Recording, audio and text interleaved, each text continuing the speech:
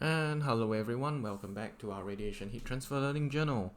So in the last video, we have arrived at an expression of how much heat is being transferred from, let's say, one arbitrary surface, A1, to another arbitrary surface, A2. So it is n squared sigma t to the fourth. Okay, if you want to put T1 to indicate it's the temperature of the first one, yeah, this will be it. It's not the net heat transfer, it's just the heat transfer, from radiated from the first surface to the second surface, given, let's say, a fixed temperature. Yeah, so this is a uniform temperature kind of a thing. So that's how we formulate it. Okay, so yeah, of course we can, if we know this little thing here, this is actually the solid angle that we are interested in. And yeah, if we want to, let's say, convert it, we can actually change it into something like this. Remember we had this little expression here, sine theta d theta d psi, right? This is actually also d omega. Okay, where is this? Yeah, where did I put this? Okay, yes, this one, sine theta d psi. So this is kind of a different way of expressing it. Sine theta to d theta to d psi 2. So just so you know, it's another way of expressing this thing. Now let's say you wanted you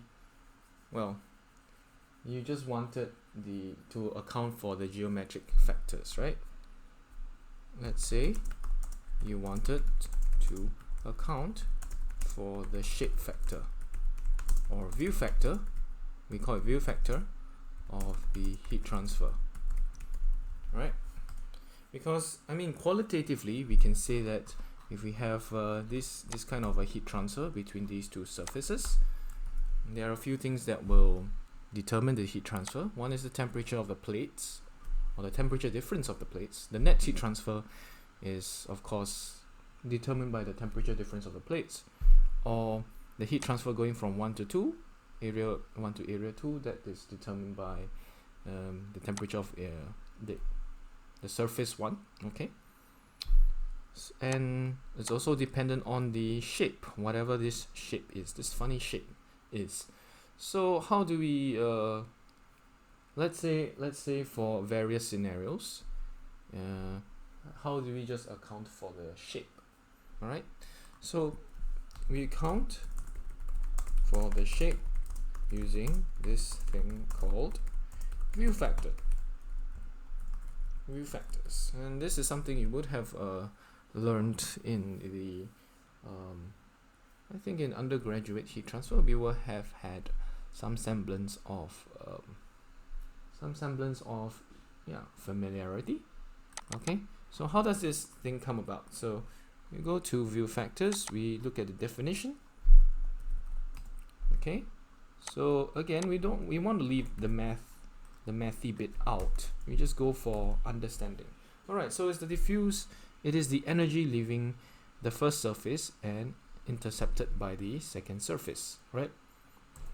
So it's the energy going from this to this, surface 1 to surface 2, and that is taken as a fraction of the total total energy leaving the first surface. Now you will have noticed the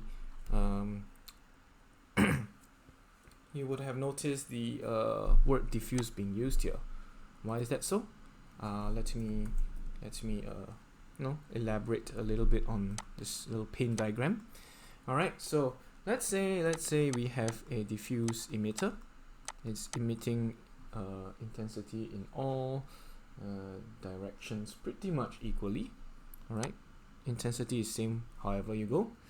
All right, so let's say you you consider this surface, which is just exactly half of just exactly half of what is being captured here, right? So normally, if we were to take the fraction, which is this bit, okay, the energy being captured by this blue surface here, as compared to the energy leaving this surface, leaving the surface here, S1.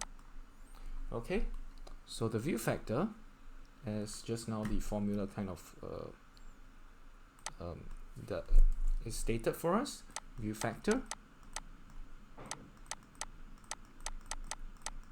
equals energy intercepted by this, which is like half of it, half of the total energy, because this is literally half the hemisphere, right? So the view factor in this case would be half. Now if this thing was not diffuse, let's say for some funny reason the radiation here is much more than the radiation here, now the energy being captured by this surface is less than half. So the fraction of energy captured, alright, fraction of energy captured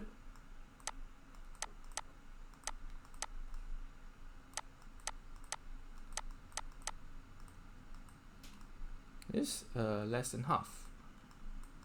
Alright, because it's not emitting in all directions equally, you have this kind of a funny thing happening. So okay, so that kind of makes it a little tricky, because depending on which side, depending on the nature of how this area or this surface S1 emits the radiation,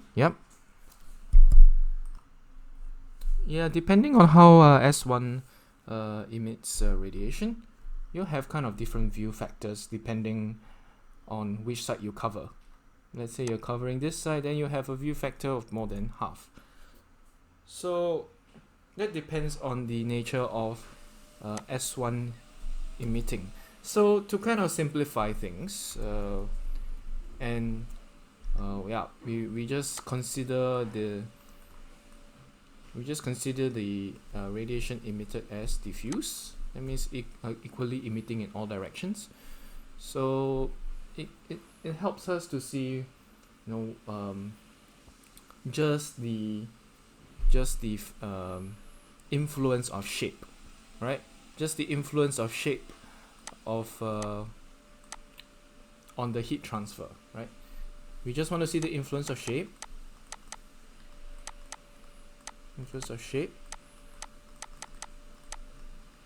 Alright, and we don't want to see influence of directionality in the emitter, because that will add another layer of complication. So that's what we are concerned with in this view factor. And just to be precise, this is known as diffuse view factor, right? Diffuse view factor, otherwise known as configuration factor, angle factor, or shape factor. So diffuse, I want to emphasize the word diffuse, view factor, configuration factor, shape factor, or what else is being used there? Angle factor. These are some of the terms used in the some of the terms used in literature, and most of the tables you see online, alright, the tables you see online, these are, okay, for example, you look at the view factor catalog here, you can search for some of it online, alright, something like this. You see this view factor, let's say of a, let me do some copy and paste.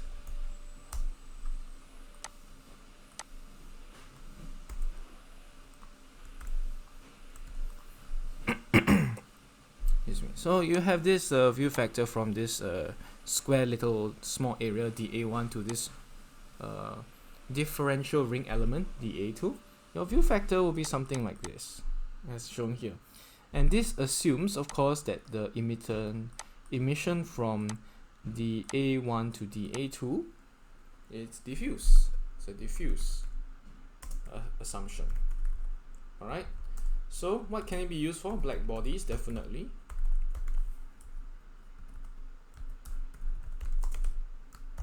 It applies to black bodies, as we were previously discussing, and we can have diffuse surfaces, can be gray or otherwise. Okay, the important thing is that the radiation is diffuse. Okay, so this is what view factor is about. And how do we arrive at the so-called equation for view factor? Again, we use the concept. It is view factor going from 1 to 2. Alright, 1 to 2. Alright, is the heat transfer from 1 to 2. Okay, not the net heat transfer, but the heat transfer, the one-way heat transfer over the total heat transfer from 1 to 2. Okay, so let's just put the mathematical things down. Heat transfer from 1 to 2 is this whole messy lot here, right? And what is then the heat transfer from, let's say, total heat transfer? Oh, this is total heat transfer from 1. Okay, just no to 2 here. Total heat transfer from 1, what is it? It's EB, depending on the temperature, times, what's the area? It is A1.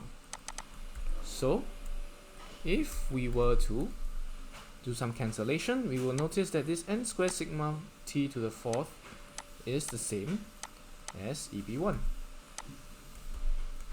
Okay, and seeing how well, it kind of doesn't well, if we have constant T1 across the board, then we can just cancel this and we'll have A1. So F1 to 2 equals to 1 divided by A1 and this whole integral here. And then you have this pi. Alright? And this is how we come up with the equation for view factor. Okay? I'm not going, and in the subsequent videos I'm not really going to go through how we derive all those, but you can see how this equation actually comes about. Okay? This is purely by definition. Okay? So this is going from what do you call the infinitesimally small areas. Okay? And in this case, the distance between, let's say, dA1 and dA2, or in this case dAi and dAj, is represented by s squared rather than r squared. So just to make it consistent, I'd like to change this to an s. Okay, so just for exercise, let's say we want to get the area, get the view factor from the from a small, infinitesimally small area, dA1 to dA2. How would we do it? We would notice that, okay, I have this dq1 to 2. All right, let's see. Yeah, dq1 to 2. Okay, let's say we want view factor from dA1 to dA2. So I'm just going through the exercise. We know that IB, as before, is equals to EBT divided by pi. Alright, and what's the total? Total energy leaving dA1. And what is that? That is just EBT dA1. So what's the view factor? F d A1 to dA2 equals, again, I'll just copy and paste this whole thing here, and again I'm going to use S square instead of R square to avoid confusion, because that's what is being used in the textbook. I'll replace this IB with EBT over pi, and I will divide by EBT into EBT and dA1. Alright, so don't memorize, don't try and memorize what this cosine theta 1, cosine theta 2 and dAj is. This, in my opinion, it's easier to see where all these factors are coming from. So I cancel the EBT and I cancel the dA1. Okay, and then I shift the pi here, and then we get this answer. Alright, we will have this view factor f dA1 to dA2. And just for exercise, let's see. Just for exercise, we want from an infinitesimally small area to the integrated large area. How do we do it? Similar idea. We'll need to, okay, so let's do Q dA1 to dA2. Alright, so what do we need to do? We'll need to integrate over A2.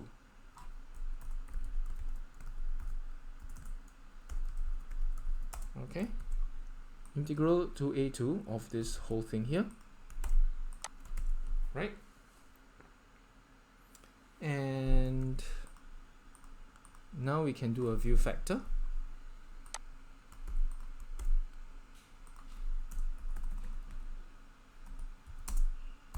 And we'll just copy and paste this, and we'll divide by EBT into dA1, right?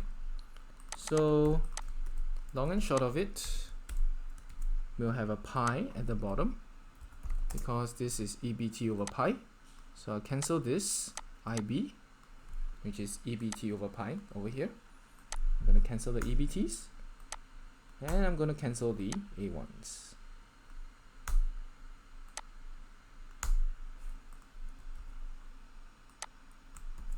So what we are left with is this expression here. Okay, what we are left with is this expression over here. So cos theta 1 is kind of fixed, so you kind of can just bring it out. And this is how we get the view factor. Now, and for the other exercise, we go from A1 to dA2. How would that look like? So again, we do our little integration again. So instead of doing on to A2, we do it to A1, and yeah, we look for the view factor, A1 to dA2. Alright, so I'll have this whole thing here, and I know this thing is just EBT over pi as we was derived before, and the bottom is EBT into A1.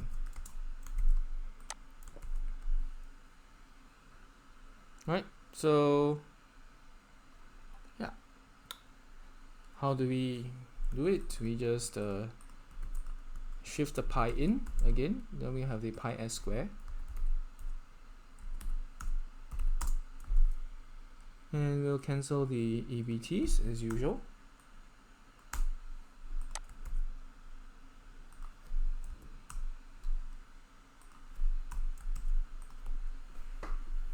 Alright, we'll have the EBTs cancel as usual.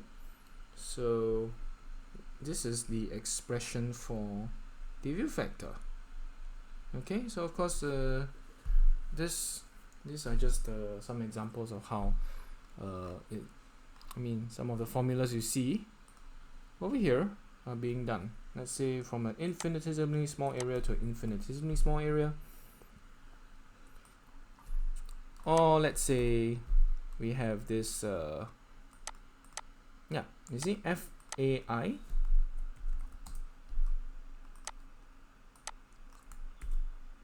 AI to AJ. This is what you get here. I think I should not have brought this out. Okay, that was a mistake. But okay, so this is because this angle will change depending on which part of the A2 we are going for. So I can't just bring that out. It's not constant. Okay, but the basic idea is the same. So cos theta 1, cos theta 2, and the A2, or cos theta I, cos theta j, the AJ. This is how you get the formulas here. Yep. So this is view factor. How we get these view factors, and you can see this third formula here. From A1 to A2. This is what we have just derived here, all from the same definition. And yeah, there are many ways to find out this integral, because this integral is pretty insanely hard to find, but people have done it. I'm not going to go through that in this series, because there are probably other more interesting things about radiation we want to take a look at, especially gray surfaces, participating media, etc. But thanks for watching. I'll see you guys in the next video.